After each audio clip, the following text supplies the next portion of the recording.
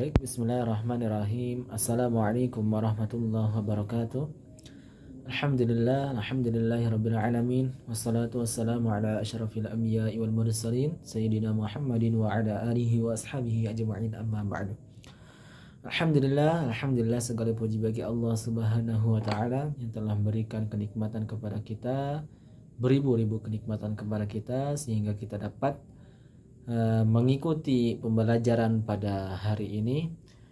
Dan alhamdulillah juga pada kesempatan kali ini kita dapat mengikuti dalam kegiatan perkuliahan pada kali ini. Semoga pada perkuliahan kali ini kita dapat memaksimalkan sehingga kita bisa mendapatkan ilmu yang bermanfaat dunia hingga akhirat kelak. Kedua kalinya salawat serta salam marilah kita curahkan, kita haturkan, kita kirimkan kepada baginda kita, uswatun hasanah kita, yaitu baginda Nabi Muhammad sallallahu alaihi wasallam yang telah memberikan contoh suri tauladan kepada kita sehingga sepantasnya lah, selayaknya lah kita mengikuti atas sunnah-sunnah beliau, atas segala perilaku kebaikan beliau sehingga kita mendapatkan syafaatnya di yaumil qiyamah kelak. Baik, perkenalkan, nama saya Muhammad Yana Aziz. Pada kesempatan kali ini, insya Allah saya akan presentasikan tentang ilmu linguistik pada mata kuliah Madkhal Ilmi wal Lughah. Baik, teman-teman sekalian, pada kesempatan kali ini, insya Allah saya akan presentasikan atas tugas pada mata kuliah Madkhal Ilmi wal Lughah, yaitu tentang ilmu linguistik. Baik, kita pindah ke slide selanjutnya, yaitu adalah definisi linguistik.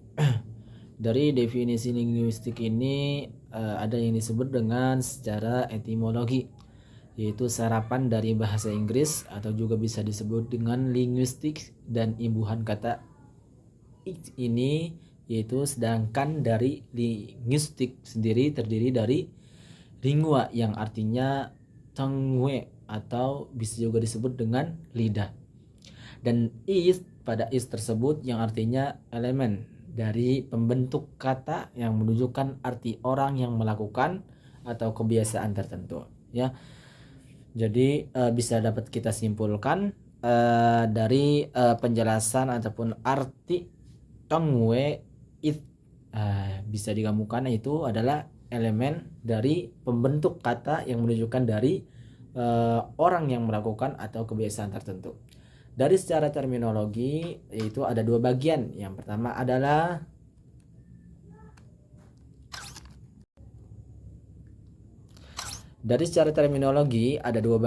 yaitu yang pertama adalah sebagai ilmu yang mengkaji bahasa manusia, atau bisa juga disebut dalam bahasa Inggris yaitu the study of human language.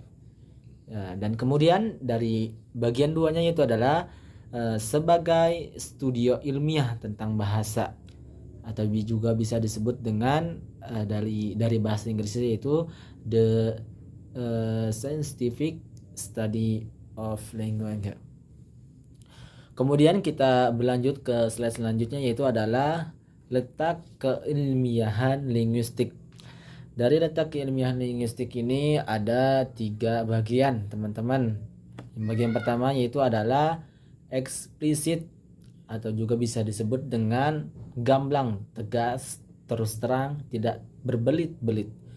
Jadi bisa disimpulkan pada bagian eksplisit ini adalah bahasanya gamblang, tegas, langsung ke intinya, atau bisa disebut dengan terbelit-belit, tidak mudah ataupun mudah dipahami, dan tidak dipersulit dari bahasa tersebut. Kemudian kita berlanjut ke yang kedua,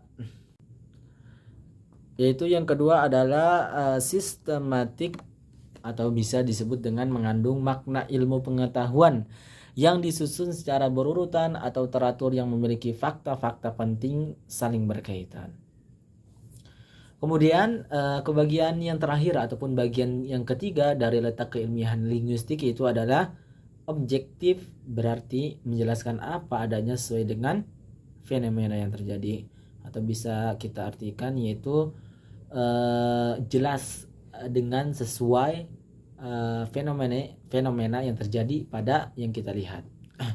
Kemudian kita berlanjut ke slide selanjutnya, yaitu adalah wilayah kajian linguistik.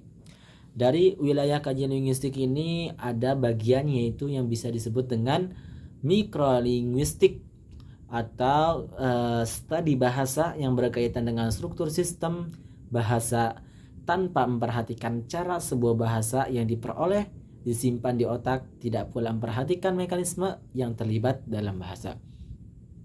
Dari penjelasan tersebut ada cabang ilmunya, ada 4 cabang. Yang pertama yaitu adalah fonologi, yang kedua adalah morfologi, yang ketiga adalah sintaksis, dan yang keempat ataupun yang terakhir adalah semantik.